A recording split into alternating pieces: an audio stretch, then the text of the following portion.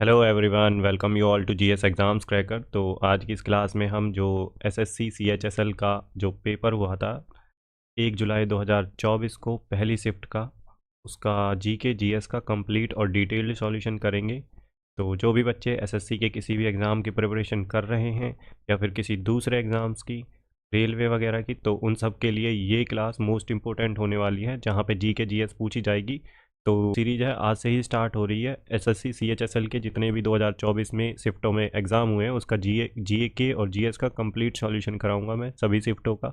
इससे पहले मैंने एसएससी सीजीएल का जो अलग अलग शिफ्ट में पेपर हुआ है 2024 में, उसका जीके जीएस का कंप्लीट सॉल्यूशन करा दिया है। एमटीएस की सीरीज चल रही है, अगर आपने वो नहीं देखी है तो वो भी एक बार देख लें। सारी सीरीज़ आपके पीवाईक्यू जितने भी हैं वो यहीं प्रैक्टिस हो जाएगा और सारी चीज़ें हम क्लास में ही याद करते हैं।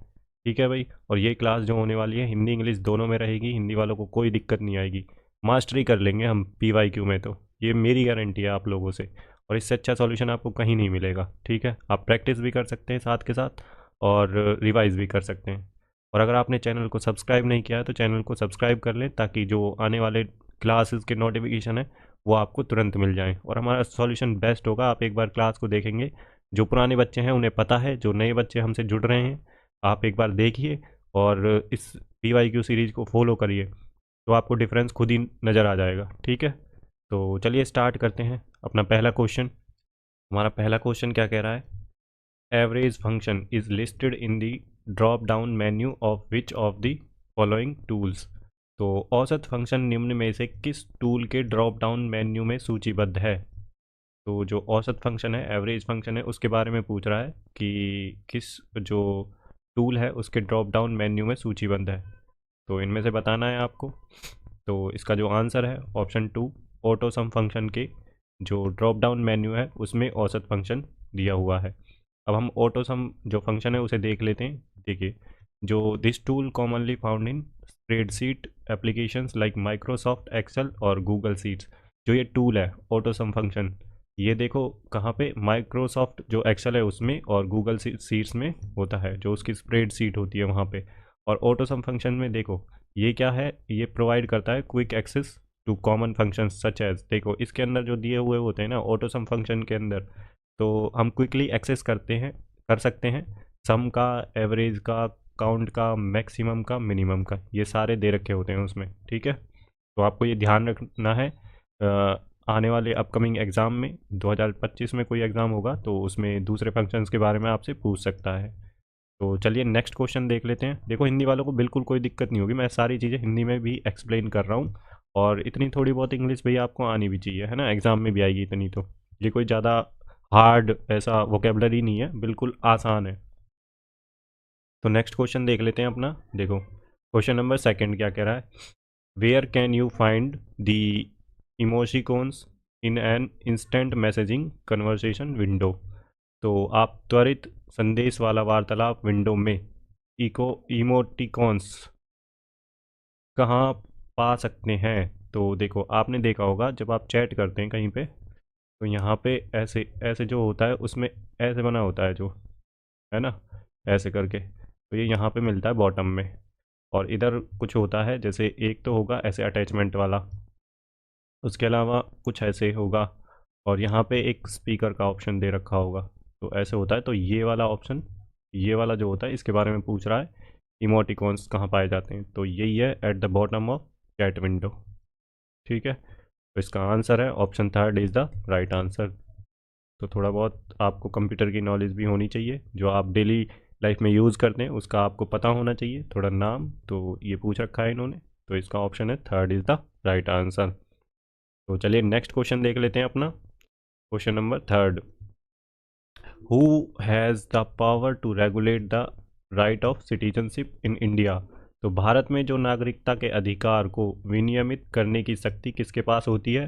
देखिए, जो सिटीजनशिप होती है किसी भी पर्सन की, तो उसको रेगुलेट करने का अधिकार किसके पास होता है? तो वो पार्लियामेंट के पास होता है, ना तो सुप्रीम कोर्ट के पास, प्रेसिडेंट के पास भी नहीं, गवर्नर के पास भी नहीं, तो पार्लियामेंट ही रेगुलेट करती है इसे।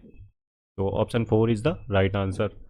तो देखो अब मैं थोड़ा सा बता देता हूँ। देखो आर्टिकल जो 11 होता है, जो आर्टिकल 11 है उसमें पार्लियामेंट के पास पावर्स हैं टू मेक प्रोविजंस, वो प्रोविजंस बना सकता है रिगार्डिंग टू एक्विजिशन, सिटीजनशिप के एक्विजिशन के लिए और टर्मिनेशन ऑफ सिटीजनशिप, किसी की टर्मिनेट करनी है सिटीजनशिप उसके लिए, और किसी को सिटीजनशिप प्रोवाइड करनी है, देनी है, तो उसके लिए पार्लियामेंट के पास पावर्स हैं, वो प्रोविज़न बना सकता है। तो आर्टिकल 11 में दे रखा है ये।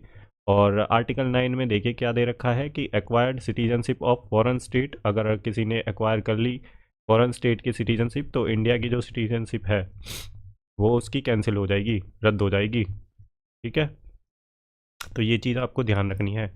अब जो सिटीजनशिप है, सिटीजनशिप किस में आती है, तो ये पार्ट सेकंड में आती है, और आर्टिकल 5 to 11 में सिटीजनशिप के बारे में दे रखा है। ठीक है भाई। और सिटीजनशिप राइट्स एक्ट, जो सिटीजनशिप एक्ट है, सिटीजनशिप जो एक्ट है 1955 में, उसको अमेंड किया गया था 2019 में। ठीक है, इसमें दे रखी हैं सिटीजनशिप के बारे में सब कुछ। तो लॉ कौन बनाता है, तो पार्लियामेंट ही लॉ बनाएगा सिटीजनशिप के ऊपर। और किस पार्ट में है, सेकंड पार्ट में है, और किस आर्टिकल में है, 5 से और 11 के आर्टिकल में है। और आर्टिकल 11 क्या है, तो पार्लियामेंट के पास पावर्स हैं किसी की सिटीजनशिप लेने का और उसे टर्मिनेट करने का। ठीक है, किसी को सिटीजनशिप देने का और उसे लेने का, तो सिर्फ उसके प्रोविजंस पार्लियामेंट ही बना सकता है, स्टेट लेजिस्लेचर नहीं बना सकता। ठीक है, सुप्रीम कोर्ट के पास पावर्स हैं आर्टिकल 32 के अंडर। अगर किसी के फंडामेंटल राइट्स वायलेट हो जाते हैं तो वो सीधा सुप्रीम कोर्ट जा सकता है। इसे remedy, right to remedy fundamental rights के अंडर आता है ये। ठीक है, तो चलिए नेक्स्ट क्वेश्चन देख लेते हैं अपना। Question number 4, in which year has India hosted the Asian games for the first time. तो किस वर्ष में भारत ने पहली बार एशियाई खेलों की मेज़बानी की है। तो ये कब की थी भारत ने, तो ये की थी 1951 में। Option second is the right answer. तो पहली बार जब होस्ट हुए थे तो फर्स्ट एडिशन इंडिया ने ही होस्ट किया था न्यू दिल्ली में 1951 में। और इंडिया ने एक बार 1982 में, 2 बार होस्ट किए हैं एशियन गेम्स। और अभी जो 2022 में हुआ था, तो ये 19th एडिशन था इसका, होंगझोउ चाइना में हुआ था 2022 में। ठीक है, अभी जो 20th होगा, 4 साल के गैप के बाद होते हैं ये एशियन गेम्स। जो अभी 20th होगा ये होगा आइची नगोया जापान में। इतनी चीज़ें आपको याद रखनी है। ठीक है, ये पूछ सकता है आने वाले एग्ज़ाम्स में, ये पूछा हुआ है। तो 25 वाले जो एग्ज़ाम्स हैं 2025 में, इसमें इस क्वेश्चन को पूछ सकता है। और इंडिया ने कितनी बार होस्ट किया है, तो ये क्वेश्चन भी पूछा हुआ है। तो 2 बार होस्ट किया है 1951 में इंडिया, जो फर्स्ट एडिशन हुआ था वो इंडिया में ही हुआ था, और 1982 में एशियन गेम्स। नेक्स्ट क्वेश्चन देख लेते हैं अपना। Question number 5, who among the following was the author of बृहत कथा कोश।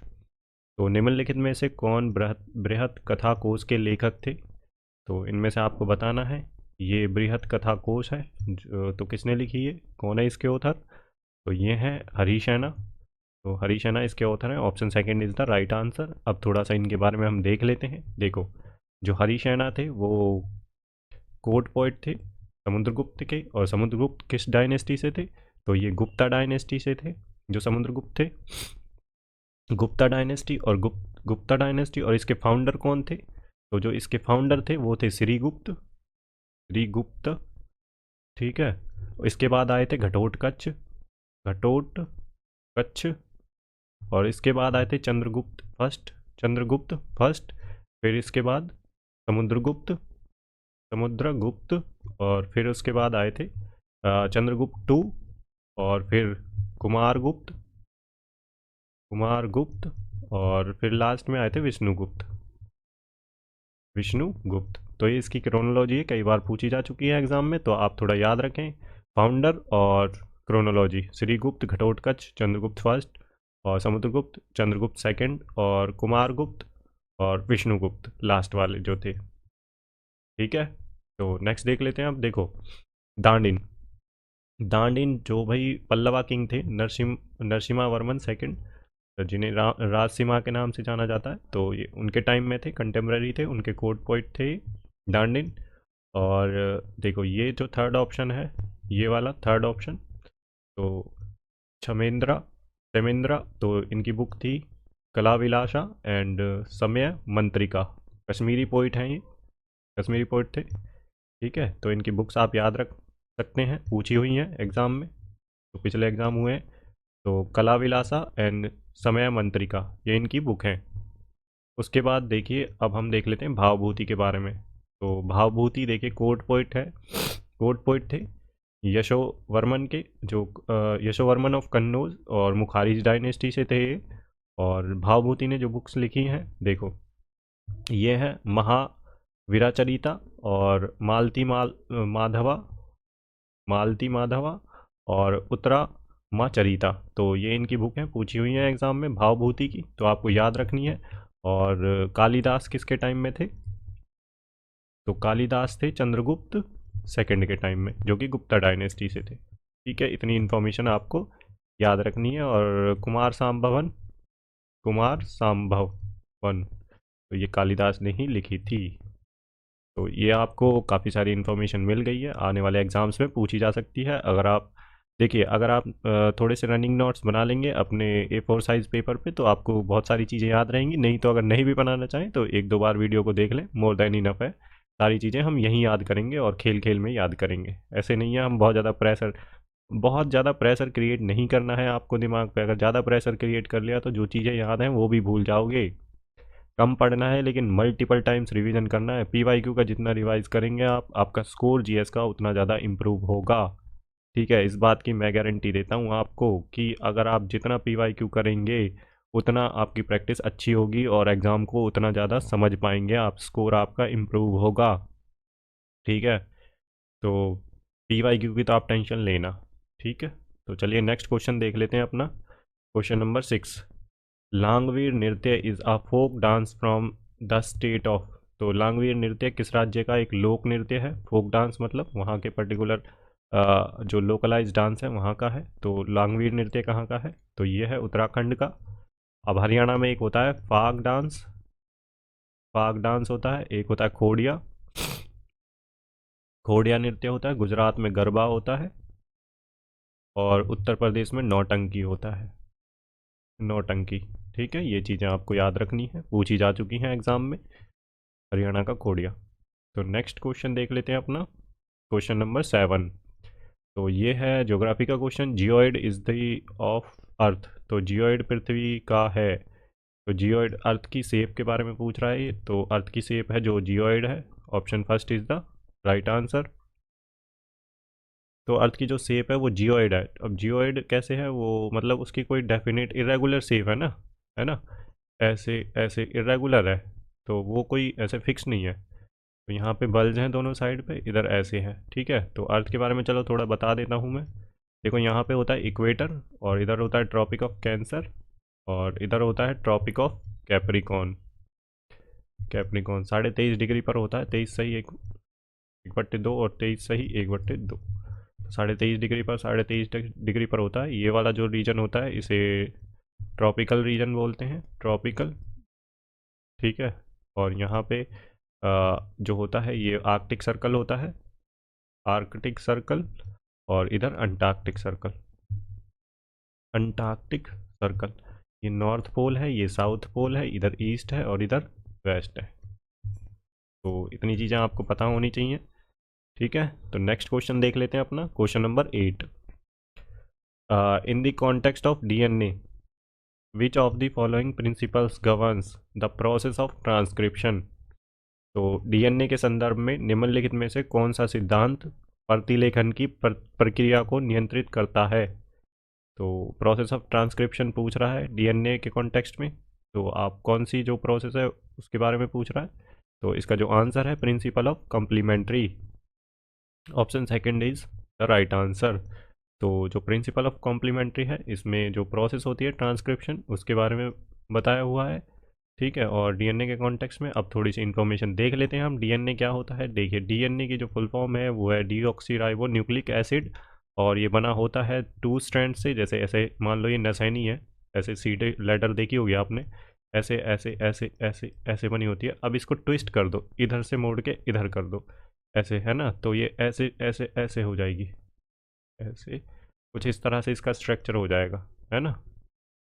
तो ऐसे ये DNA का स्ट्रक्चर है। तो ये made up of 2 strand that twist around each other, और इसका जो स्ट्रक्चर होता है डबल हेलिकल स्ट्रक्चर होता है, ये एग्जाम में पूछा हुआ है काफ़ी बार। और रिजेंबल्स ट्विस्टेड लैडर, देखो ऐसे लैडर है, लैडर को ऐसे मोड़ दिया दोनों साइड तो ये ऐसी हो जाएगी। अब डीएनए जो made up of nucleotides, nucleotides क्या हैं, बिल्डिंग ब्लॉक हैं डीएनए के, और मेड अप ऑफ बेस। देखिए ये किससे बने होते हैं, न्यूक्लियोटाइड्स जो है बिल्डिंग ब्लॉक है डीएनए का, तो ये बने होते हैं, देखो बेस होता है इनमें, और शुगर मॉलिक्यूल्स हैं और फॉस्फेट मॉलिक्यूल्स होते हैं। 4 बेस होते हैं, जो बेस जो होते हैं वो होते हैं एडिनाइन, थायमाइन और गुनाइन एंड साइटोसाइन। तो एडिनाइन को ए से डिनोट करते हैं, थायमाइन को टी से, और गुनाइन को जी से, और साइटोसाइन को सी से। ठीक है, ये जो बिल्डिंग ब्लॉक्स हैं डीएनए जिससे बना होता है। और डीएनए के कंपोनेंट देखिए यही हैं, न्यूक्लियोटाइड्स और बेस पेयर्स होते हैं उसमें, शुगर फॉस्फेट होता है और एंटी पैरेलल स्ट्रैंड्स होते हैं। ठीक, अब जो ट्रांसक्रिप्शन होती है ये क्या होती है, प्रोसेस ऑफ कॉपिंग जीएनए।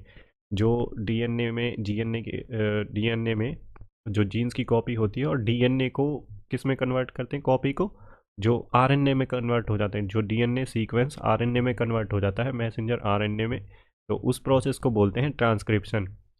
अब जो आरएनए से प्रोटीन में कन्वर्ट होते हैं, प्रोटीन में, तो उसे बोलते हैं ट्रांसलेशन। ट्रांसलेशन, ठीक है। तो ट्रांसक्रिप्शन क्या है, डीएनए का आरएनए में कन्वर्ट होना, और आरएनए से प्रोटीन बनना, ट्रांसलेशन।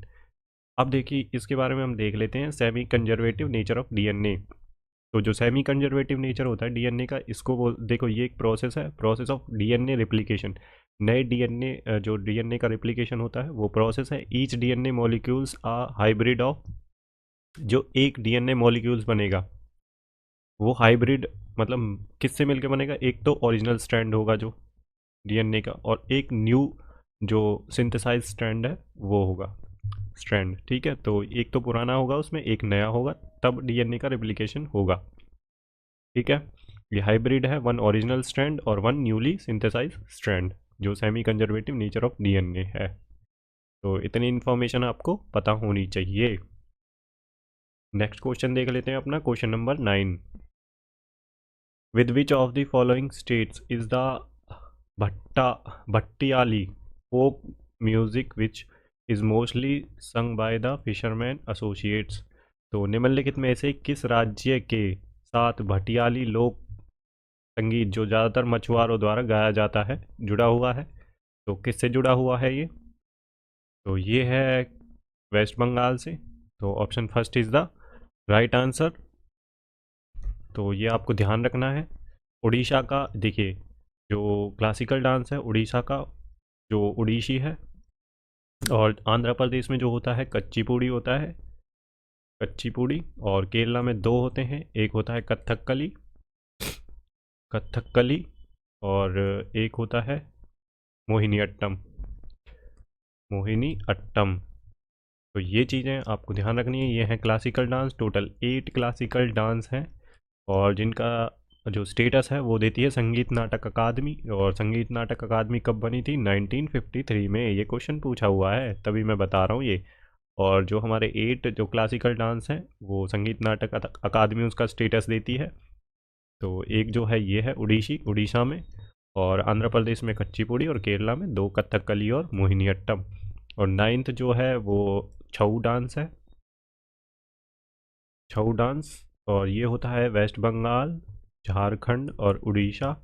तो इसका जो स्टेटस दिया है वो कल्चरल मिनिस्ट्री ने दिया है, कल्चरल मिनिस्ट्री ने। ठीक है, तो ये आपको इन्फॉर्मेशन याद रखनी है, पूछी हुई है जो क्लासिकल डांस है उनके बारे में। तो नेक्स्ट क्वेश्चन देख लेते हैं अपना, question number 10। Who was the founder of Arya Samaj. तो आर्य समाज के जो संस्थापक हैं, संस्थापक थे वो कौन थे, तो इसका आंसर तो आई थिंक सभी को पता होना चाहिए। तो इसका जो आंसर है वो है दयानंद सरस्वती जी, इसके फाउंडर थे आर्य समाज का। ठीक, तो ये कब फाउंड करी गई थी, कब फाउंड करी थी इन्होंने, तो जो आर्य समाज है वो फाउंड करी थी कब, 1875 में। और जो इसकी जो पहला जो इसका वो थी ब्रांच वो मुंबई में थी, और उसके बाद देखो इसका जो हेड क्वार्टर था वो लाहौर में शिफ्ट कर दिया था, लाहौर में। अब देखते हैं हम जो स्वामी दयानंद सरस्वती हैं, इनका जो बचपन का नाम था वो मूल शंकर तिवारी था। और सत्यार्थ प्रकाश इन्होंने ही लिखा था, ठीक है। और इन्होंने स्लोगन दिया था इंडिया फॉर इंडियंस और गो बैक टू वेदास इन्होंने ही दिया था, ठीक है। तो ये आपको थोड़ी बहुत चीज़ें पता होनी चाहिए इनके बारे में। अब देख लेते हैं हम दूसरा, स्वामी विवेकानंद के बारे में। देखो स्वामी विवेकानंद का जो नाम था वो नरेंद्र दत्ता। और ये इनके जो गुरु थे रामकृष्ण परमहंस जी इनके गुरु थे। और इन्होंने रामकृष्ण परमहंस की स्थापना करी। रामकृष्ण परमहंस की स्थापना कब करी थी? 1897 में। और इन्होंने वर्ल्ड की जो रिलीजियस कॉन्फ्रेंस हुई थी शिकागो में, उसमें पार्टिसिपेट किया था, जो 1893 में हुई थी। और बेलूर मठ में इन्होंने रामकृष्ण परमहंस की स्थापना करी थी 1897 में। और इन्होंने दिए थे कर्म योग, भक्ति योग, और 4 इन्होंने बुक्स दी थी, कर्म योग, भक्ति योग, जन योग, ठीक है। तो ये इनकी बुक्स थी। अब देख लेते हैं हम रविंद्रनाथ टैगोर जी के बारे में। तो Rabindranath Tagore also referred as Gurudev, Kavi गुरु और विश्व कवि। तो ये इनके नाम है, पूछ सकता है एग्ज़ाम में। और ये बंगाली पोइट थे, नॉवलिस्ट थे और पेंटर थे। और इनकी जो नोटेबल वर्क्स थे वो थे गीतांजलि और घरे भरे और गोरा और मनासी बलाका। और इन्होंने सॉन्ग जो दिया था एका चलो रे, ये भी दिया था। और इन्होंने जो नेशनल एंथम है वो इंडिया और बांग्लादेश का, जनगण मन इंडिया का, और बांग्लादेश का कौन सा है? अमार सोनार बांग्ला, अमार सोनार बांग्ला, बांग्ला, ठीक है। ये ध्यान रखना है आपको। ये रविंद्रनाथ टैगोर जी ने दिए थे और इनको नोबेल प्राइज़ भी मिला था 1913 में और लिटरेचर में। और नाइटहुड की उपाधि भी मिली थी। नाइटहुड की जो उपाधि है वो 1915 में किंग जॉर्ज फिफ्थ ने दी थी, बट जो जलियांवाला जो हत्याकांड हुआ था 1919 में, तो इन्होंने वापस कर दिया था अपना नाइटहुड का जो मिला था इन्हें। अब देख लेते हैं हम केशव चंद्र जी के बारे में। तो केशव चंद्र जो सेन थे वो फाउंडर थे ब्रह्मो समाज ऑफ इंडिया। 1866 में, 1866 में इन्होंने ब्रह्मो समाज ऑफ इंडिया फाउंड की थी, स्थापना करी थी उसकी। पहले ये जुड़े हुए थे ब्रह्मो समाज से, जिसको उसने राजा राम मोहन राय जी ने स्थापित किया था, राजा राम मोहन राय, ठीक है। उनसे जुड़े हुए थे ये ब्रह्मो समाज से। और राजा राम मोहन राय ने सती प्रथा का एंड करवाया उनके एफर्ट से 1828 के अराउंड, 28-29 के अराउंड। तो किसने करी थी? लॉर्ड विलियम बेंटिक ने बैन करी थी सती प्रथा, ठीक है। इतनी चीज़ें आपको पता होनी चाहिए। और ये father of, Raja Ram Mohan Roy father of Indian renaissance के फादर थे, ठीक है। तो नेक्स्ट क्वेश्चन देख लेते हैं अपना, question number 11। Daler Mehndi is primarily a famous singer of pop song in which Indian language. तो दलेर मेहंदी मुख्य रूप से किस भारतीय भाषा में पॉप गीतों के प्रसिद्ध गायक हैं? तो वो पंजाबी भाषा के हैं। तो option second is the right answer. Factual question है, याद रखना है, नेक्स्ट एग्जाम में पूछ सकता है। दूसरे सिंगर्स के भी जो फेमस सिंगर हैं उनको भी आप एक बार देख लें। क्वेश्चन नंबर 12 क्या कह रहा है? The 5 year plans for India with their duration are given below, which of the following is correctly matched. तो भारत के लिए पंचवर्षीय योजनाएं उनकी अवधि के साथ नीचे दी गई निम्नलिखित में से किसका सही मिलान किया गया है? तो सही मिलान करना है। देखो कौन से सही मिलान है, तो जो फैक्ट बताना है आपको, अगर थोड़ा सा आपने 5 ईयर प्लान्स के बारे में पढ़ा है तो देखो जो सेकंड 5 ईयर प्लान आया था बिल्कुल सही है, 1956 से और 61 तक।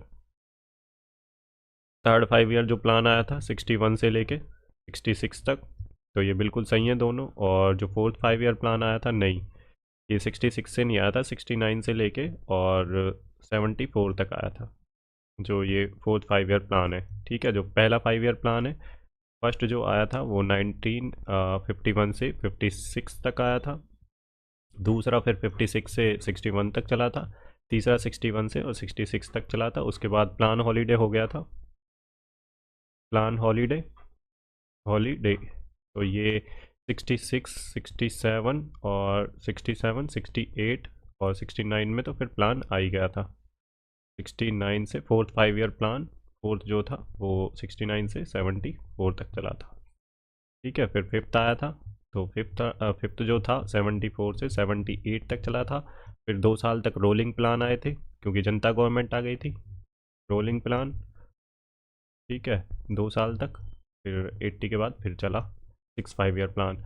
अब देखिए, जो फर्स्ट 5 ईयर प्लान था ये हॉरोड-डोमोर मॉडल पर था, हॉरोड-डोमोर मॉडल, और इस समय जो प्राइम मिनिस्टर थे वो जवाहरलाल नेहरू थे। और जो दूसरा सेकंड 5 ईयर प्लान है वो इंडस्ट्रियलाइजेशन पे जोर दिया गया था, पीसी महाल नोविस इससे जुड़े हुए थे। ठीक है, और जो पहला 5 ईयर प्लान था इसमें 5 आईआईटी बनी थी और एक डैम बना था, भाखड़ा नागल डैम जो है वो बना था। और सेकंड वाले में इंडस्ट्रियलाइजेशन पर जोर दिया गया था। ठीक है, और थर्ड जो 5 ईयर प्लान हुआ था उसके बाद देखो, जो यहाँ पे जो हॉलीडे क्यों रहा था 66, 67, 68 तक, तो यहाँ पे सीनो चाइना वार हुआ था, इंडिया चाइना का और इंडिया पाकिस्तान का, इस वजह से। ठीक है, और फोर्थ जो 5 ईयर प्लान आया था 69 से 74, तो इसमें 14 बैंक्स का नेशनलाइजेशन करा गया था। ठीक है, और यहीं पे ही ग्रीन रिवॉल्यूशन आया था। और father of green revolution of India कौन थे, बताओ आप? M S Swaminathan, Swaminathan. ठीक है, तो इसका जो आंसर है, सही पूछ रहा है, सही मिलान, सेकंड 5 ईयर प्लान और थर्ड 5 ईयर प्लान सही है, तो both A and C is the right answer. अब देखो, आप इसे एलिमिनेट कैसे कर सकते हैं, फोर्थ का अगर आपको पता है तो सी को गलत करो, सी इसमें है, ये भी गलत है, और ठीक है ओनली ए। तो अगर आपको पता ही होना चाहिए थोड़ा सा तो इसके बारे में, तो option A is the right answer.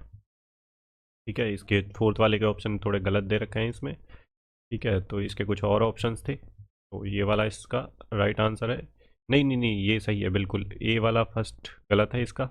ए और सी, जहाँ जहाँ पे सी है उसको एलिमिनेट कर दो, तो इसका बोथ ए एंड सी ये गलत है, बोथ बी एंड सी ये भी गलत है, ए सिर्फ ए ये भी गलत है। तो जहाँ जहाँ पे सी है उसको एलिमिनेट कर सकते हैं, क्योंकि सी अगर आपको पता है तो वो गलत, दो एलिमिनेट कर दिए, एक दो बचे, तो पहला और दूसरा सही है इसका, option fourth is the right answer. ठीक है, इसका फर्स्ट ऑप्शन सही नहीं है, इसका फोर्थ ऑप्शन सही है, ए और सी, ए और बी, सॉरी, ए और बी, सेकंड 5 ईयर प्लान और third 5 year plan. Next question देख लेते हैं अपना, question number 13, which of the following state UT has the first 100% fully digital literate panchayat in India. तो निम्नलिखित में से किस राज्य केंद्र शासित प्रदेश में भारत की 100% पूरी तरह से डिजिटल साक्षर पंचायत है, तो कौन सा है वो स्टेट? तो केरला स्टेट है, option 4 is the right answer. और केरला 2000 देखो 11 का जो सेंसस हुआ है ना, तो उसमें जो हाईएस्ट लिटरेसी रेट है किसी स्टेट का है तो वो केरला का ही है, 93 पॉइंट कुछ परसेंट है। और इंडिया का जो है 2011 सेंसस के अकॉर्डिंग तो वो 74.04% है। ठीक है, ये आपको ध्यान रखना है, थोड़ा सा पूछा हुआ है एग्ज़ाम में।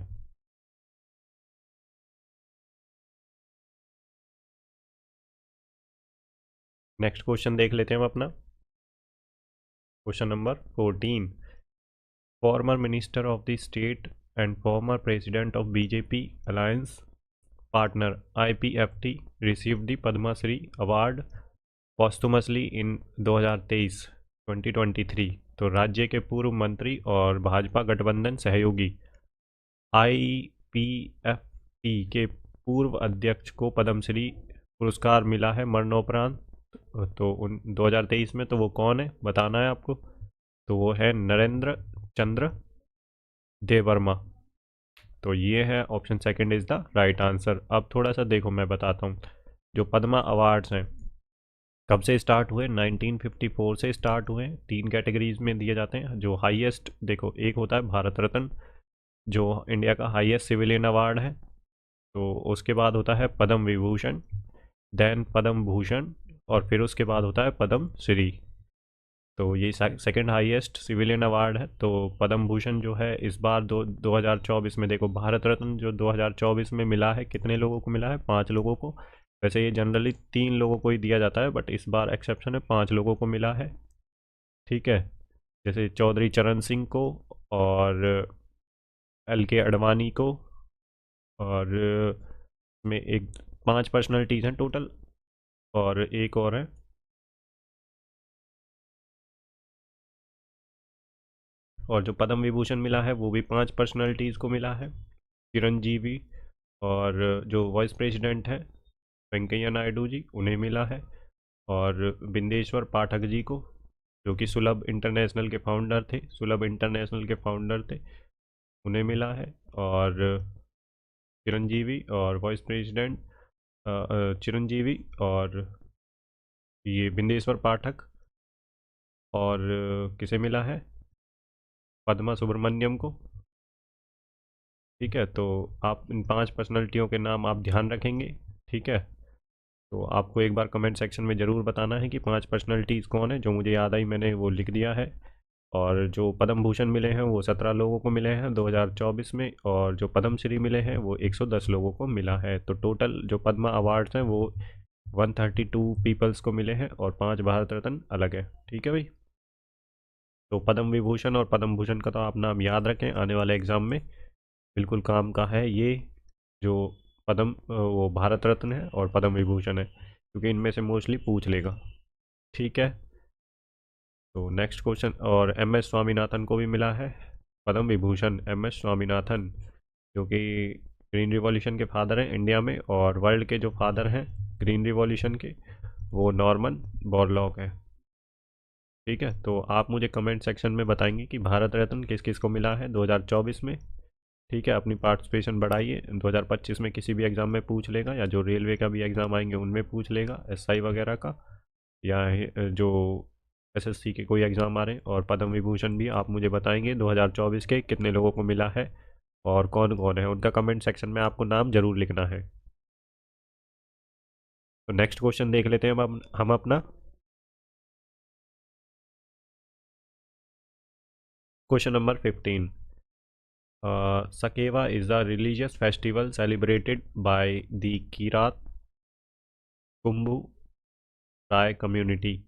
तो सकेवा के कीरत खम्बू राय समुदाय द्वारा मनाए जाने वाला एक धार्मिक त्यौहार है। तो ये कहाँ मनाया जाता है? तो ये सिक्किम में मनाया जाता है। Option second is the right answer. तो अब दूसरे स्टेट के देख लेते हैं। देखो, अरुणाचल प्रदेश में न्योकुम और सानकेन फेस्टिवल मनाया जाता है, ये आपको ध्यान रखना है, पूछा जा चुका है। हिमाचल प्रदेश में कुल्लू दशहरा, दोंगरी, साजो और लौसार फेस्टिवल, ये अरुणाचल प्रदेश में भी मनाया जाता है वैसे ही। और गोवा में जो होता है फीस्ट ऑफ सेंट जेवियर, ये मनाया जाता है। तो आपको ये सारे याद रखने हैं, किसी न किसी एग्ज़ाम में पूछे जा चुके हैं। नेक्स्ट क्वेश्चन देख लेते हैं अपना, question number 16। The growth rate of India's population has been declining since. तो भारत की जनसंख्या की वृद्धि दर से घट रही है। तो 1981 से 1981 से घट रही है। इसके क्या रीज़न है? देखो, वुमेन जो लिटरेसी है वो बढ़ रही है, हेल्थ सेक्टर में काफ़ी इम्प्रूवमेंट हो रहा है। ठीक है, और जो गवर्नमेंट की पॉलिसीज़ हैं वो भी काफ़ी ठीक हैं।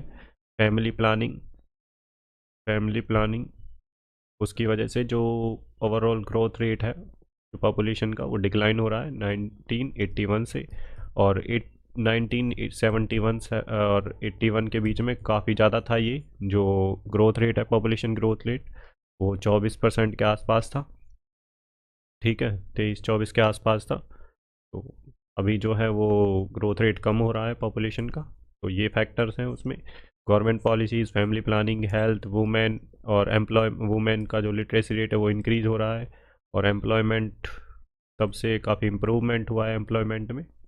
तो इन सब फैक्टर्स की वजह से जो ग्रोथ रेट है पॉपुलेशन का वो डिक्लाइन हो रहा है। नेक्स्ट क्वेश्चन देख लेते हैं अपना, question number 17। As of March 2024 who among the following is the chairperson of national green tribunal. March 2024 तक निम्नलिखित में से कौन राष्ट्रीय हरित अधिकरण का अध्यक्ष है? तो मार्च 2024 से बताना है किसको अपॉइंट किया है, तो प्रकाश श्रीवास्तव जी हैं। Option second is the right answer. अब थोड़ा सा एनजीटी के बारे में देख लेते हैं। देखो ये क्या है, एक स्पेशलाइज्ड बॉडी है जिसे सेटअप किया गया था 2010 में नेशनल ग्रीन ट्रिब्यूनल एक्ट के अंडर। ठीक है, ये क्या काम करती है, जो effective and expeditious disposal of cases, तो बहुत जल्दी केसों का निपटारा करेगी। किससे रिलेटेड होते हैं, जो एनवायरनमेंट से रिलेटेड होते हैं, फॉरेस्ट से रिलेटेड होते हैं, और अदर जो नेचुरल रिसोर्सेज हैं उनसे रिलेटेड जो केसेस होते हैं उनको बहुत जल्दी विद इन 6 मंथ में ये डिस्पोज करती है। ठीक है, एनवायरनमेंट प्रोटेक्शन के लिए, कंजर्वेशन ऑफ फॉरेस्ट के लिए, और अदर नेचुरल रिसोर्सेज हैं उनके लिए। तो जो इसका चेयरपर्सन होता है वो ऑफिस को होल्ड करता है 3 साल तक, या फिर 65 ईयर उनकी एज हो जाए, और इसमें रीअपॉइंटमेंट का कोई वो नहीं है प्रोविज़न। और अपॉइंटमेंट कैसे होता है, तो जो अपॉइंटमेंट होता है वो गवर्नमेंट करती है बाय कंसल्टेशन ऑफ सीजीआई की कंसल्टेशन पे। और ये क्या है, guided by principle of natural justice, तो नेचुरल जस्टिस पर के प्रिंसिपल्स पर गाइडेड होता है। तो ये सिचुएशन को देख के खुद फैसला लेता है, और जो सिविल एक्ट्स लाज होते हैं उनके अकॉर्डिंग 1908 का जो सिविल जो प्रोसीजर है उसके अकॉर्डिंग नहीं करता, ये खुद से नेचुरल जस्टिस के प्रिंसिपल पर गाइड होता है। स्टैट्यूटरी एडजुडिकेटिंग बॉडी है कोर्ट की तरह। ठीक है, और सियोमोटो एक्शन भी ले सकती है, सियोमोटो एक्शन। और ये पेनल्टी लगा सकती है 3 साल की और अप टू 10 करोड़। ठीक है, और या दोनों भी कर सकती है, पेनल्टी और ये इम्प्रिजनमेंट भी दे सकती है और फाइन भी लगा सकती है। तो इतना आपको ध्यान रखना है एनजीटी के बारे में। नेक्स्ट क्वेश्चन देख लेते हैं, question number 18। According to the census of India 2011 most people had out migrated from to other state in India. तो भारत की जनगणना 2011 के अनुसार अधिकांश लोग किस स्टेट से भारत के अन्य राज्यों में चले गए। तो किस स्टेट से सबसे ज़्यादा माइग्रेशन हुआ है, तो वो उत्तर प्रदेश और बिहार से सबसे ज़्यादा माइग्रेशन हुआ है। अब इन माइग्रेशन किस में हुआ है, देखो सबसे ज़्यादा जो इन माइग्रेशन हुआ है ना वो महाराष्ट्र में हुआ है 2011 के सेंसस के अनुसार।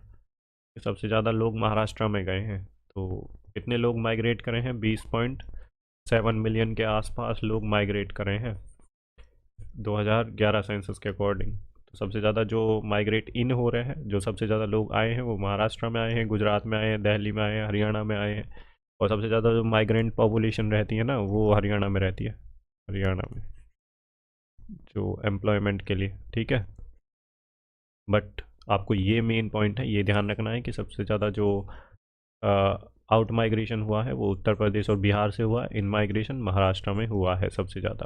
ठीक है, नेक्स्ट क्वेश्चन देख लेते हैं अपना, question number 19। National institute of mountaineering and adventure sports, तो NIMAS इज़ लोकेटेड एट, तो राष्ट्रीय पर्वतारोहण और साहसिक खेल संस्थान कहाँ पे स्थित है, तो ये इसका आंसर है Arunachal Pradesh. Option 4 is the right answer. तो कहाँ पे है ये कई बार डिस्ट्रिक्ट भी पूछ लेता है, तो Dirang of West Kameng district, ये आपको याद रखना है, नेक्स्ट एग्जाम में डिस्ट्रिक्ट भी पूछ सकता है। नेक्स्ट क्वेश्चन देख लेते हैं, देखो question number 20। How many squares are there on a chess board, जो शतरंज की बिशात पर कितने वर्ग होते हैं, तो ये तो इसका आंसर तो सबको ही पता होगा। तो इसका आंसर है 64, है ना। 32 वाइट होते हैं और 32 ब्लैक होते हैं।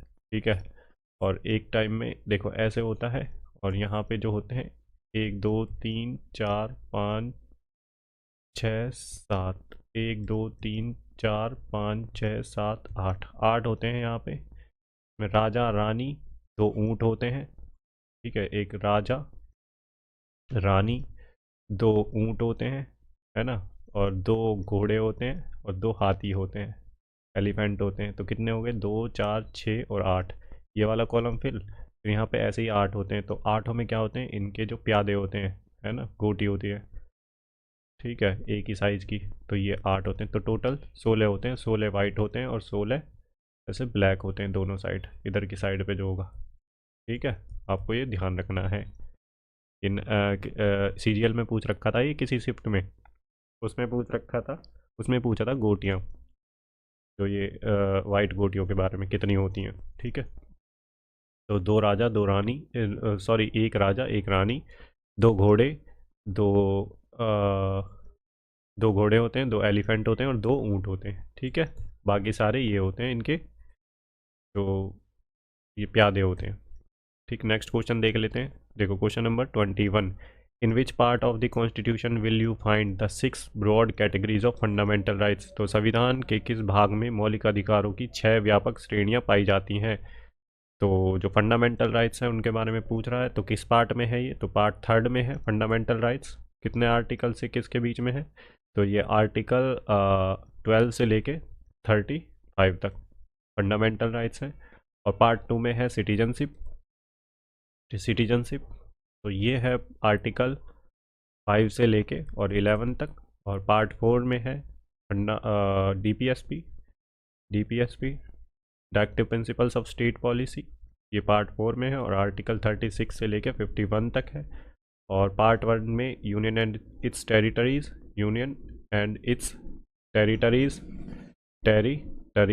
तो ये है आर्टिकल 1 से लेके 4 में। अब देखो जो फंडामेंटल राइट्स होते हैं वो राइट टू इक्वलिटी आर्टिकल 14 से लेके 18 तक। और राइट टू फ्रीडम किस में होता है, आर्टिकल 19 टू 22। और right to exploitation, right against exploitation, तो आर्टिकल 23 और 24 में। और right to freedom of religion, तो ये है आर्टिकल 25 से लेके 28 तक। और कल्चरल और एजुकेशनल राइट, तो कल्चरल और एजुकेशनल राइट ये है आर्टिकल 29 और 30 में। और राइट टू रेमेडी 32 में। अगर किसी पर्सन का जो फंडामेंटल राइट है वो वायलेट हो जाए तो वो सीधा सुप्रीम कोर्ट जा सकता है अंडर आर्टिकल 32 में, और हाई कोर्ट जा सकता है अंडर आर्टिकल 226 के अंडर। ठीक है, ये आपको चीज़ें याद रखनी है। ठीक है, जो काम की हैं। तो जो स्टेट की डेफिनेशन है वो है आर्टिकल 12 में। ठीक है, ऐसे ही डीपीएसपी के आर्टिकल 36 में स्टेट की डेफिनेशन है, सेम है दोनों की। ठीक है, इतनी चीज़ें आपको पता होनी चाहिए। ठीक है भाई, आपको इतनी इन्फॉर्मेशन जितनी मैं दे रहा हूँ आई थिंक वो मोर देन इनफ है, किसी न किसी एग्ज़ाम में पूछी जा चुकी है, आपको इस चीज़ से अंदाज़ा लग जाएगा। और देखिए भाई, आप चैनल को सब्सक्राइब नहीं किया है तो चैनल को सब्सक्राइब कर लें फर्दर जो क्लासेज हैं उनके लिए। और लोगों के साथ ज़्यादा से ज़्यादा शेयर करें, लाइक करें, ताकि और भी लोगों का फ़ायदा हो सके। और आप अपने जो रिव्यूज़ हैं वो कमेंट सेक्शन में ज़रूर दें, आपको लेक्चर कैसा लग रहा है, ये सीरीज़ कैसी लग रही है, क्या इससे कुछ फ़ायदा होगा नहीं होगा, ये सब चीज़ें आप ज़रूर कमेंट सेक्शन में रखें और आप सपोर्ट रखें अपना। तो चलिए नेक्स्ट क्वेश्चन देख लेते हैं अपना, क्वेश्चन नंबर 22। तो the financial year in India start from 1 April and ends on, तो भारत में वित्तीय वर्ष 1 अप्रैल से शुरू होता है और ख़त्म कब होता है, तो वो 31 मार्च को ख़त्म होता है। Option second is the right answer, factual question है। तो फाइनेंशियल ईयर के बारे में आपको पता होना चाहिए, इंडिया का 1 अप्रैल से स्टार्ट होता है और ख़त्म 31 मार्च को होता है। तो नेक्स्ट क्वेश्चन देख लेते हैं, question number 23, what is the balance of trade of a country. तो किसी देश का व्यापार संतुलन क्या है। तो देखो जो बैलेंस ऑफ ट्रेड है, व्यापार संतुलन है, वो क्या है, डिफरेंस है किसके बीच में, इंपोर्ट्स और एक्सपोर्ट के बीच में। देखिए ये जो ऑप्शन थर्ड है इज़ द राइट आंसर। अब देखो मैं आपको बताता हूँ बैलेंस ऑफ ट्रेड। देखो हम जब किसी दूसरे फॉरेन कंट्री से इंपोर्ट करते हैं, एक हम दूसरी किसी फॉरेन कंट्री, ये है इंडिया, यहाँ से हमने इस कंट्री को एक्सपोर्ट किया, इसे मान लेते हैं एक्सपोर्ट किया हमने दूसरी कंट्री को, ये दूसरी कंट्री है, यहाँ से हमने इंपोर्ट किया। अब जब हमारा इंपोर्ट जो है वो हमारे एक्सपोर्ट से ज़्यादा होगा, इससे ज़्यादा होगा, ठीक है, इंपोर्ट एक्सपोर्ट से जब इंपोर्ट ज़्यादा होगा तो कंट्री डेफिसिट में जाएगा, ट्रेड ऑफ जो बैलेंस ऑफ ट्रेड है डेफिसिट में जाएगा। ठीक है, क्योंकि हमने ज़्यादा ख़रीदा ना दूसरे जो फॉरेन से, इतना हम एक्सपोर्ट कर नहीं पा रहे, तो हमारा जो बैलेंस ऑफ ट्रेड है वो उसमें चला जाएगा डेफिसिट में। और जब हमारा जो एक्सपोर्ट है जो सामान हमने बेचा दूसरी कंट्रियों को एक्सपोर्ट किया, और इंपोर्ट हमने कम किया, तो जो हमारा बैलेंस ऑफ ट्रेड है वो सरप्लस रहेगा। तो ये चीज़ें आपको ध्यान रखनी है, इसी के बारे में ये पूछ रहा है कि बैलेंस ऑफ ट्रेड क्या है। ठीक है, तो ये डिफरेंस है इंपोर्ट और एक्सपोर्ट के बारे में। तो अब नेक्स्ट क्वेश्चन देख लेते हैं अपना, question number 24। The peninsular Plato of India was part of which continent earlier. तो भारत का प्रायद्वीपीय पठार पहले किस महाद्वीप का हिस्सा था। तो इसका आंसर है अफ्रीका महाद्वीप का हिस्सा था। देखो, तो जो पहले था वो देखिए एक ही लैंड मास था जिसको पेंजिया बोलते थे। पेंजिया दो हिस्सों में टूट गया, एक लॉरेंसियन और एक गोंडवाना। तो ये जो है गोंडवाना का पार्ट है अफ्रीका और साउथ अमेरिका, और यहीं से ही इंडिया अलग हुआ है। यहाँ पे जैसे साउथ अफ्रीका था, इधर इंडिया गया है यूरेशियन प्लेट की तरफ। ठीक है, ऐसे ऐसे चलता चलता चलता जो प्लेट मूव करी है, फिर ये यूरेशियन प्लेट से टकराया इंडिया, तब जाके हिमालयाज बने हैं, हिमालयाज क्रिएट हुए हैं। ठीक है, तो पेंजिया दो पार्ट्स में टूट गया, लॉरेंसियन और गोंडवाना। गोंडवाना का पार्ट है अफ्रीका और साउथ अमेरिका, तो अफ्रीका का पार्ट है इंडिया। तो ये आपको ध्यान रखना है। और हिमालय कैसे बने हैं, हिमालय जब इंडियन प्लेट टकराई है किससे, जो ये यूरेशियन प्लेट है इससे, एशियन प्लेट है, यूरेशियन जो प्लेट है इससे टकराए हैं, तब जाके हिमालयाज बने हैं। ठीक है, तो नेक्स्ट क्वेश्चन देख लेते हैं अपना, क्वेश्चन नंबर 25। तो इसका आंसर था African, option third is the right answer. Next question है क्वेश्चन नंबर 25। तो in which year did Johannes Nicolaus Bronsted and Thomas Martin Lowry propose the fundamental concept of acid and base. तो किस वर्ष में Johannes Nicolaus Bronsted and Thomas Martin Lowry ने acid और base की मौलिक अवधारणा का प्रस्ताव दिया। तो ये कब दिया था, तो ये 1923 में, option 4 is the right answer. तो यहाँ पे आपके 25 मोस्ट इम्पोर्टेंट क्वेश्चंस जो कि एसएससी CHSL 1 जुलाई 2024 फर्स्ट शिफ्ट कंप्लीट होते हैं। ठीक है, आई होप कि आप सभी लोगों को समझ आया होगा। हिंदी वालों का भी मैंने पूरा ध्यान रखा है। आपको जो क्लास है वो पसंद आई तो चैनल को लाइक शेयर और सब्सक्राइब जरूर करें, और मैं तो कहता हूँ सब्सक्राइब कर लें, ताकि जो आने वाली क्लासेस है आपको पता चल जाएगा। इस क्लास से आपको पता चल गया होगा कि कितनी इंपॉर्टेंस है इस क्लास की, आपको काफ़ी सारी चीज़ें रिवाइज हो जाएंगी। तो हमारा जो कोट है आज का, you don't have to see the whole staircase, just take the first step.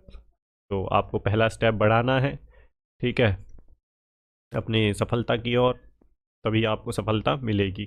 तो हमसे जुड़े रहिए और पढ़ते रहिए। देखिए, पढ़ोगे नहीं तो फिर थोड़ी दिक्कत है, तो पढ़ना तो आपको पड़ेगा, लेकिन आप कम पढ़िए, लेकिन उसे अच्छे से पढ़िए और बार बार रिवाइज़ करिए। PYQ पे ज़्यादा फोकस रखिए और चीज़ों को पढ़िए। मैं ये नहीं कहता GS पे भी बहुत ज़्यादा फोकस रखना है आपको, GS और भी सब्जेक्ट हैं आपको उनको भी पढ़ना है। आप जो क्लास है उसे 2x की स्पीड पर देख सकते हैं जिनके पास टाइम कम है। तो आप मल्टीपल टाइम्स रिवीजन करिए, कम पढ़िए और अपने और सब्जेक्ट्स के लिए भी टाइम दीजिए। तो चलिए, हम अपने जो क्लास है यहीं पे समाप्त करते हैं। मिलते हैं अपनी नेक्स्ट क्लास में, जो इस सीरीज़ का सेकंड लेक्चर आएगा। तब तक के लिए अपना ध्यान रखिए। जय हिंद, गुड बाय।